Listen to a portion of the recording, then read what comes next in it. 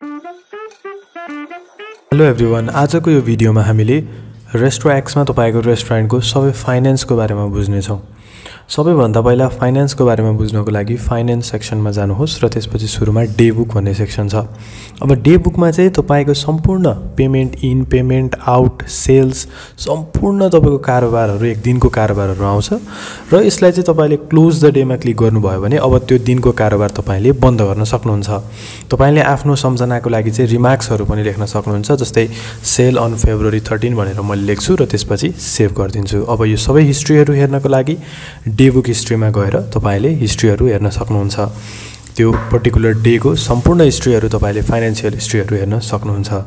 यसरी नै हाम्रो अरुहरु सेक्सनहरु पनि छ, जस्तै ट्रान्ज्याक्सन्स भन्ने सेक्सन छ। यो ट्रान्ज्याक्सन भन्ने सेक्सनमा चाहिँ पर्टिकुलर टेबलमा कति ट्रान्ज्याक्सन भयो, जस्तै हाम्रो टेबल नम्बर 1 बाट कति ट्रान्ज्याक्सन भयो, कुन माध्यमबाट ट्रान्ज्याक्सन भयो, यो सम्पूर्ण डिटेलहरु हामीले यो पेजमा देख्न सकिन्छ।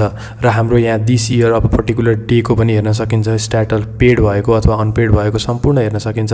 कुन स्टाफले चाहिँ त्यो पर्टिकुलर टेबलबाट पेमेन्ट लिनुभयो उहाँहरुको डिटेलहरु सबै हामीले यहाँबाट हेर्न सकिन्छ। यसरी नै हाम्रो सेल्स एन्ड पर्चेजमा पनि हामीले कति सेल्स भयो र कति पर्चेज भयो भनेर सबै कुरा हेर्न सकिन्छ। यसरी नै इन्कम एक्सपेन्समा चाहिँ पनि हामीले बनाउन सकिन्छ। जस्तै इन्कममा चाहिँ एड इन्कम गरियो भने जस्तै मैले 12,000 रुपैयाँ राख्छु र यो 12,000 रुपैयाँमा चाहिँ रिमार्क्समा चाहिँ मैले सेल अन कोल्ड ड्रिंक्स भनेर राख्छु र यसपछि चाहिँ अकाउन्ट हेडमा चाहिँ मैले एकजना कस्टमर आफ्नो स्टाफलाई चाहिँ जस्तै ग्रस सेल्स भनेर राख्छु र यसपछि पार्टीमा चाहिँ मैले कस्टमरबाट त्यो इन्कम गरे हो र मैले आफ्नो उसमा चाहिँ एउटा स्टाफलाई असाइन गर्दिन्छु र यसरी नै मैले चाहिँ क्याशबाट पैसा पाएको हो र त्यसपछि रेफरेन्स नम्बर लिएर सेभ इन्कममा क्लिक गर्दिन्छु। यति भएपछि चाहिँ के हुन्छ भन्दा मैले चाहिँ अब आफ्नो इन्कमको सेक्सन चाहिँ मैले यसलाई राख्न सके इन्कमको सेक्सनमा।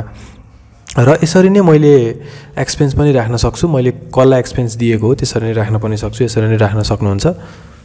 र सिमिलरली अब हाम्रो पेमेन्ट्स भन्ने अप्सन छ। पेमेन्ट्स भन्ने अप्सनमा चाहिँ मैले कसलाई पेमेन्ट दिने अथवा कसले मलाई पेमेन्ट दिने भन्ने कुरा पनि रहन्छ। जस्तै इन र आउट भन्ने सेक्सन हुन्छ। जस्तै पेमेन्ट इनमा चाहिँ मैले चाहिँ एउटा सर्टेन अमाउन्ट राख्दिन्छु र त्यसपछि मैले कस्टमरबाट भएको हुनाले चाहिँ कस्टमरलाई पनि असाइन गरिदिन सक्छु र त्यसपछि चाहिँ बैंक ट्रान्सफरबाट मेरो पैसा आएको हो र त्यसपछि due of January paid by coffee hub भनेर राख्दिन्छु र यसरी नै मैले पेमेन्ट आउट पनि बनाउन सक्छु।